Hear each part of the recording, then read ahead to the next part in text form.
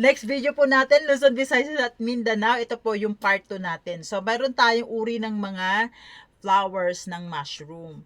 Ito po yung yellow. Ang ganda niya, di ba? Yellow. Pero ang yellow po, hindi po nalaki, maliliit lang. Mga ganito lang siya ka-size. Lahat sila. Pero nilakihan ko na lang din po kasi para po makita po ninyo yung kagandahan ng mga mushrooms na kulay yellow. Yan. Kulay yellow. Ayan, ang cute niya, 'di ba?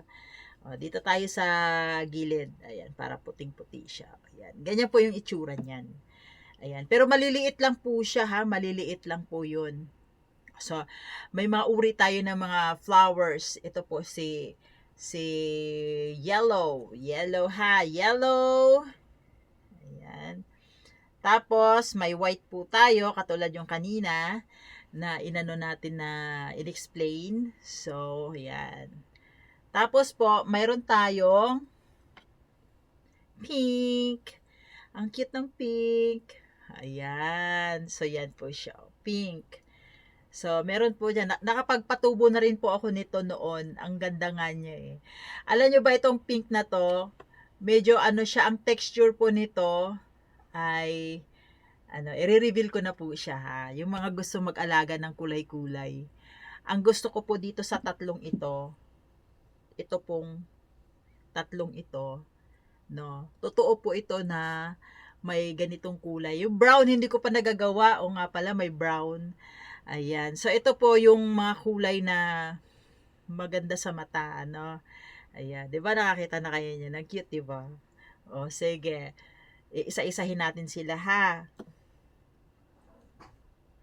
So ang white po, itong white, ano siya, itong pinaka the best na common na siya eh, na talagang white ang pinakamasarap. Ito. Tsaka madali siyang alagaan. Ito.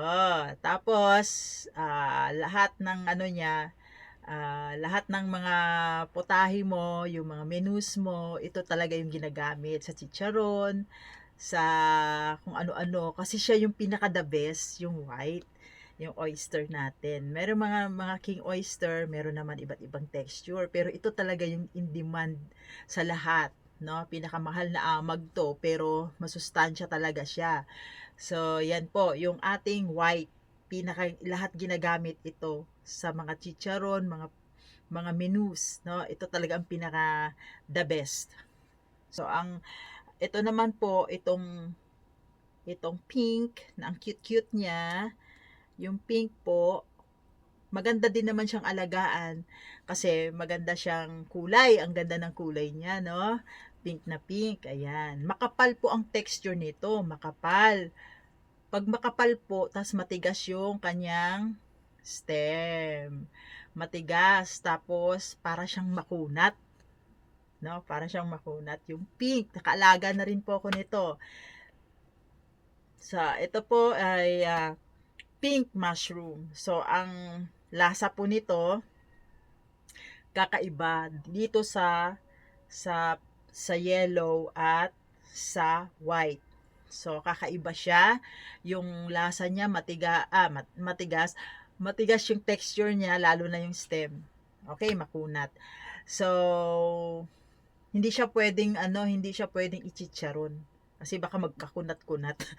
So, ang lasa po nito para siyang bacon. So, sa mga hindi nakakaalam, para siyang bacon. Pati yung kulay niya, 'di ba? So, bacon. Ano pang na ano ko dito? Ano siya? Hindi siya pwedeng icharon. Kasi muna nga, 'di ba?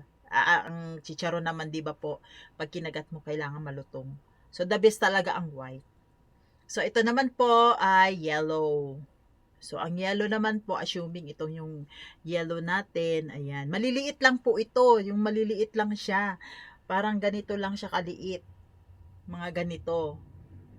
O, ganyan. Maliliit lang siya, maliliit. Na ang ganda-ganda niya.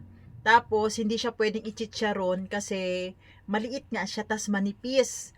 Isang ganyan mo lang, nasisira na kaagad siya. So, hindi siya pangpalamuti lang siguro. Sa may ano lang siya, panghikayat lang sa mga visitors. Ayan, ay, ang cute naman ito. Yellow. Ah, cute naman ito. Kulay pink. Ang kulay ng gaganda naman ng kulay, may kulay brown. So, i-reveal ko na rin po yung kulay brown kasi hindi pa ako nakagawa ng brown. Ang brown po, ang texture naman siya para siyang vulva. Ang texture niya, makapal, makapal na masarap din siya. Parang ang lasa niya is vulva. Ang kulay din niya parang vulva, no? Light brown. So masarap din siya. Nakaalaga na rin ako lahat ng kulay, nakahalaga na ako. So nakaalaga na rin ako ng Ganoderma para siyang para siyang sungay ng deer. Ganun ang lumabas pero ginawa ko siyang tea. So nakagawa rin po ako ng ah tawag dito yung milky mushroom. Ayan, nagpatubo na rin po tayo nun. So, ito. So, ito naman po, nagtataka po ba kayo, kakaiba siya? Kakaiba. Bakit para siyang, anong kulay po? Comment down below. So, anong kulay? Next video po, kung ano po ang kulay ni, ang shape niya. So, bakit nagkaganito ang ating mga mushroom? So, ayan po ang ating talakayin. Next video!